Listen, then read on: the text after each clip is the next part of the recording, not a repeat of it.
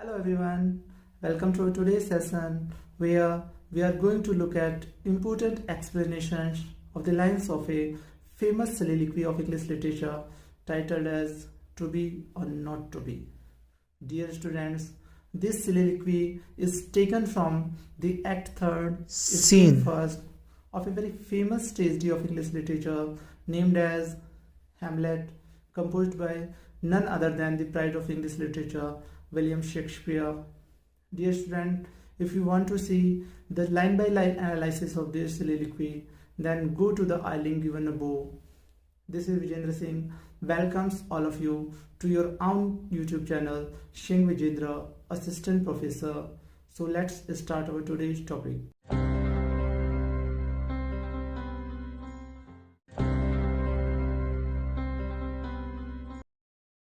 Dear students, to be और not to be soliloquy की जो फेमस लाइनें हैं या एग्ज़ाम पॉइंट ऑफ व्यू से जो इम्पोर्टेंट लाइनें हैं, उन लाइनों का रेफरेंस टू कंटेक्स्ट के साथ में एक्सप्लेनेशंस इस वीडियो में हम देखते हैं।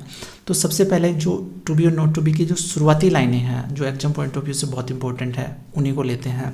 तो लाइनें हैं, टू बी और not to be, that is the question whether it's nobler in the mind to suffer the slings and arrows of outrageous fortune or to take arms against a sea of troubles and by opposing end them। सबसे पहले हम इन लाइनों का भावार्थ देखते हैं। To B means जिया जाए और नॉट टू बी या नहीं जिया जाए यानी मरा जाए, दैट इज़ द क्वेश्चन, यही प्रश्न है। यानी हैमलेट इस soliloquy की जो शुरुआत करते हैं वो एक प्रश्न के साथ में करते हैं। वो कहते हैं कि जिया जाए या मरा जाए यानी कौन सा रास्ता उत्तम है, यही प्रश्न है। Whether it's nobler in the mind to suffer, whether it's nobler in the mind, क्या यह मस्तिष्क की श्रेष्ठ अवस्था है to suffer की सहन करा जाए, the slings गुलेलों को and arrows तीरों को outrageous fortune is निर्दयी भाग्य के, यानी निर्दयी भाग्य के जो थपेड़े हैं उनको चुपचाप सहन कर लिया जाए, या और टू टेक आर्म्स या हथियार उठा लिए जाएं अगेंस्ट खिलाफ इस sea of troubles, sea of troubles जो मुसीबतों का समुद्र है उसके खिलाफ हथियार उठा लिए जाएं, एंड बाय अपोजिंग और उनका विरोध करते हुए एंड दैम अंत कर दें।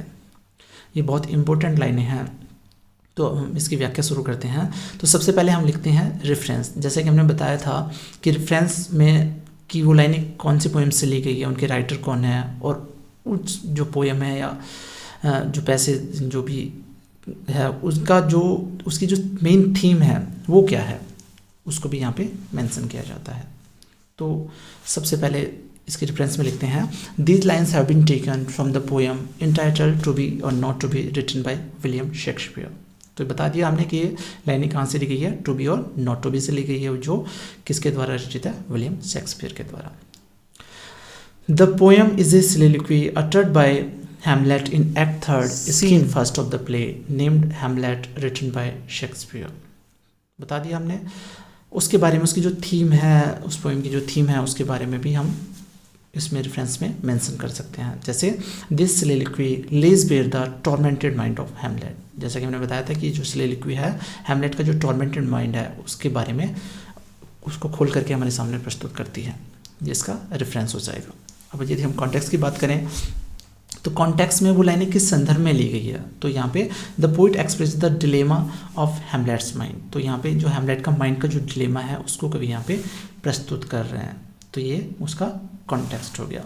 अब यदि हम एक्सप्लेनेशंस की बात करें तो उसको कैसे लिखेंगे, तो इन दीज लाइन्स, इन लाइनों में द पोइट बिगेंस, कभी शुरुआत क्या करता है किसे, the soliloquy with the question by Hamlet. जैसे हमने बताया था कि प्रश्न के द्वारा शुरू होती है soliloquy, तो टू लिव और टू डाई इस प्रश्न से होती है। तो इस तरह से उनकी पहली लाइनों की व्याख्या कर लेते हैं।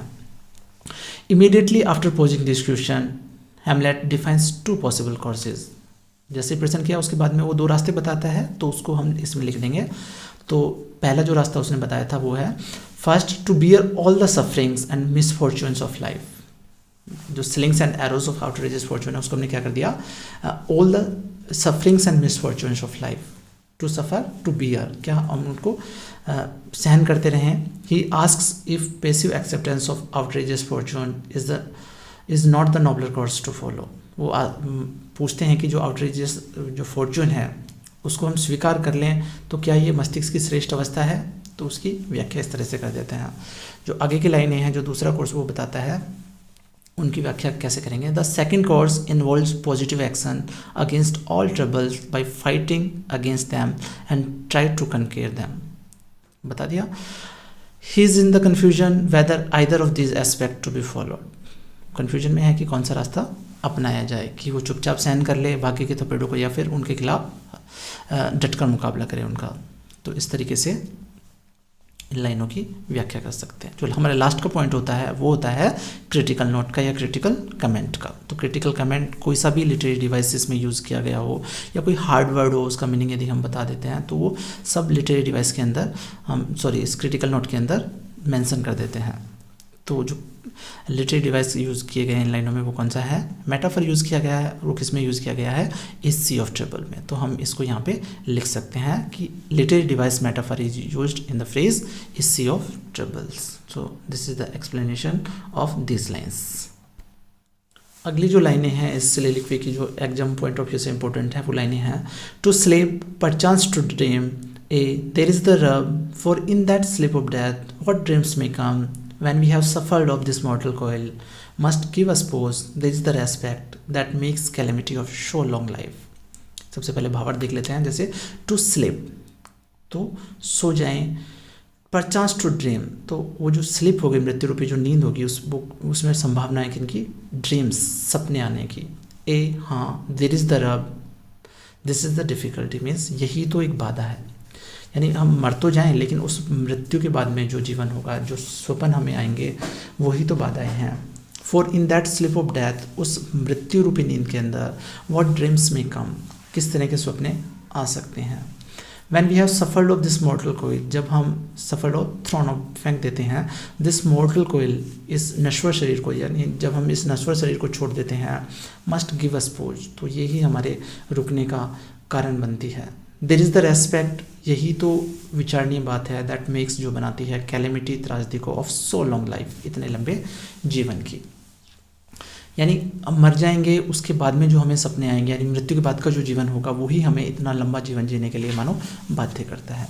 तो रेफरेंस जैसे हमने पहले वाली लाइनों की थी तो सेम हो जाएगी क्योंकि वहीं से ली गई है, वही राइटर है और वही उसकी थीम है, तो रेफरेंस सेम रखेंगे। कॉन्टेक्स्ट चेंज कर देंगे कि ये लाइनें किस लिए आई है। तो कॉन्टेक्स्ट में कहेंगे जैसे here the poet speaks of the consideration that makes suicide utterly influence its ineffectual. तो यहाँ पे कवि जो है उन कंसिडरेशंस के बारे में बात करता है जो सुसाइड को बिल्कुल अनइफेक्चुअल बनाती है। Hamlet is contemplating upon the disturbed ideas about keeping himself alive और टू डाई हिज लाइफ। तो वो उन आइडियाज़ के बीच में डिस्टर्ब है कि वो खुद को जीवित रखे या फिर वो मर जाए, तो उन्हीं के बारे में ये लाइनें हैं। तो इस संदर्भ में हम ये चीज़ लिख सकते हैं। तो एक्सप्लेनेशंस कैसे होगी, भावार्थ आपकी समझ में ही आ गया होगा, तो वही जो भावार्थ था उसी को ही हम थोड़ा सा मॉडिफाई करके लिख देते हैं। जैसे in this lines Hamlet thinks if it is better to commit suicide and thereby have eternal sleep and by such a sleep we can conquer the sorrows and thousands of our physical troubles। जो लाइनें हैं उनकी व्याख्या हो गई है। जैसे वो क्या सोचता है कि वो सुसाइड कर ले और एक गहरी नींद में, एक इटर्नल स्लीप में चला जाए और इस तरह के स्लीप से वो उन सारी मुसीबतों को और जो फिजिकल ट्रबल्स, जो शारीरिक दुख दर्द हैं उनको मानो वो जीत लेगा। But such sleep of death will disturb by horrible dreams the possibilities of future life. लेकिन अगला ही क्वेश्चन उठाता है कि वो क्या बाधा है, तो उसको हम कैसे लिखेंगे कि इस तरह की जो नींद होती है वो किसके द्वारा डिस्टर्ब की जाएगी, जो हॉरिबल ड्रीम्स हैं, जो भयानक सपने आएंगे हमें उनके द्वारा में, means the possibility of future life, जो हमारा मृत्यु के बाद का जीवन होगा उसकी संभावना हो उसके साथ में। In the sleep after death we may have अगले ड्रीम्स। उसने कहा ना कि किस तरह के सपने आए, तो उसकी व्याख्या कर देंगे कि वो किस बात का डर है उसको, कि उसको अगली ड्रीम्स भी आ सकते हैं। It is the thought of this fearful dreams which prevent us from committing suicide and makes us submit to our calamities throughout a long life. तो there is the respect that makes calamity of so long life की व्याख्या इस तरीके से कर देंगे। The fear about the unknown future after death makes man bear all sorts of sufferings. ये भी लास्ट की लाइनों की व्याख्या हो जाएगी। अब हम यदि क्रिटिकल कमेंट या क्रिटिकल नोट की बात करें तो द soliloquy टू बी और not to be is surely one of the greatest monologues in the world literature.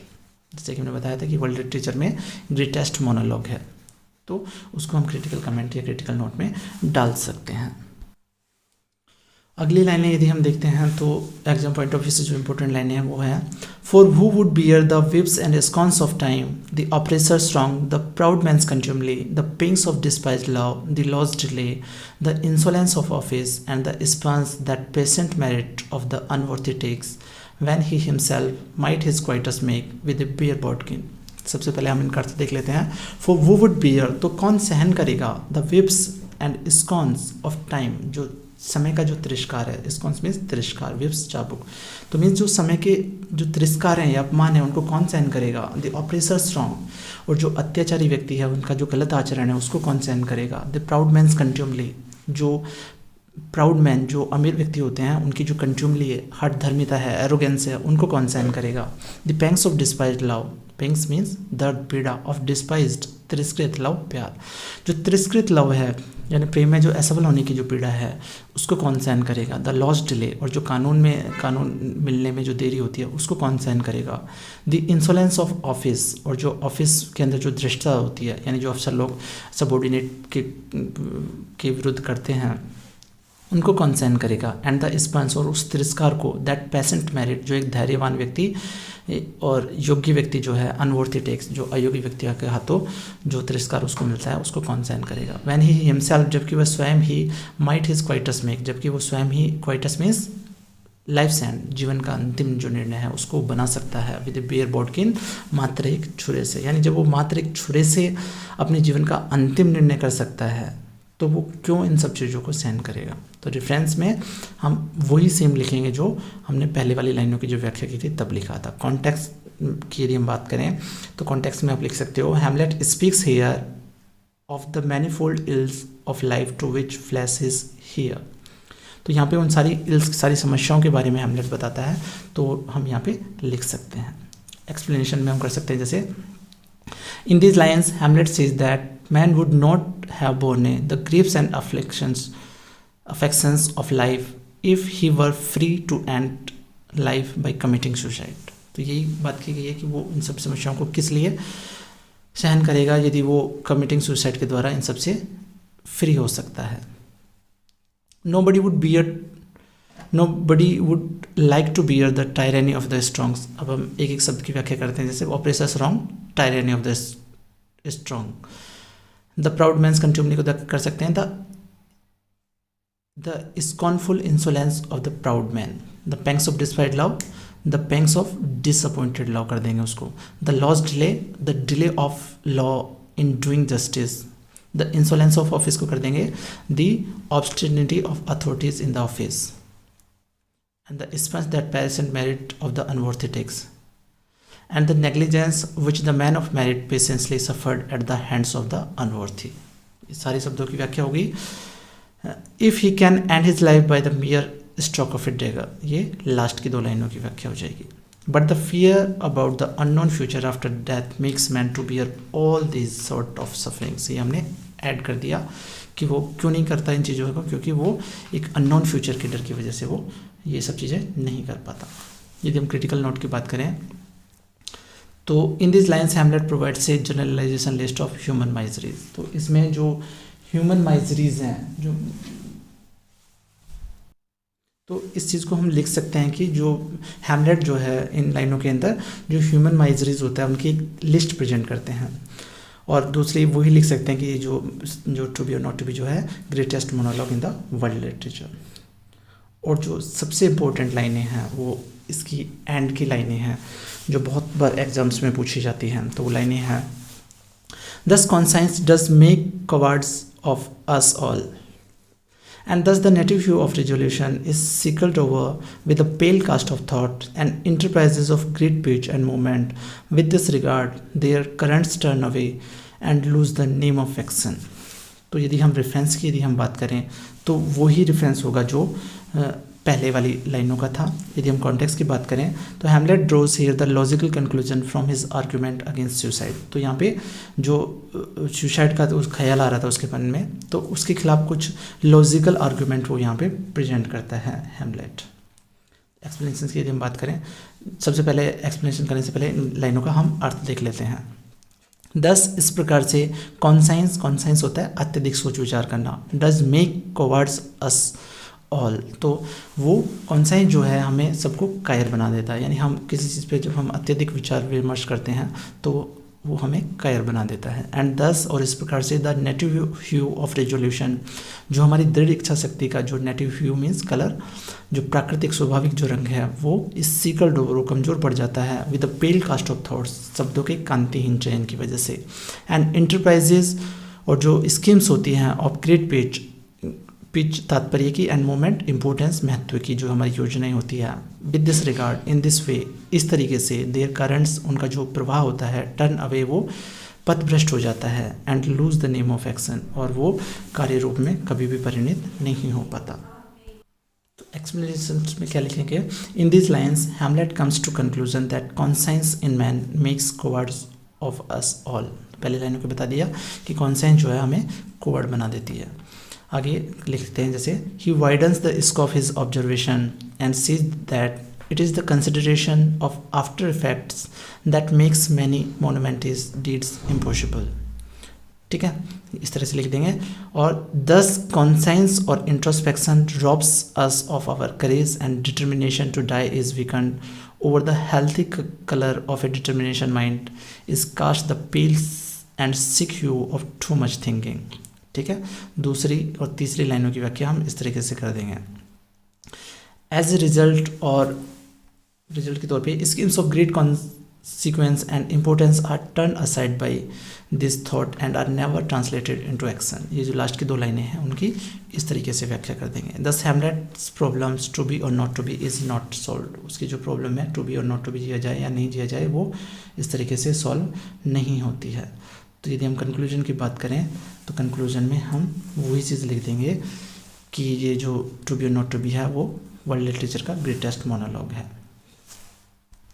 So dear students, if you like this video then don't forget to press the like button and share among your friends, and if you have any query and suggestion, then don't forget to write down it in the comment section, and don't forget to subscribe my YouTube channel Singh Vijendra, Assistant Professor. Thank you. Thanks for watching.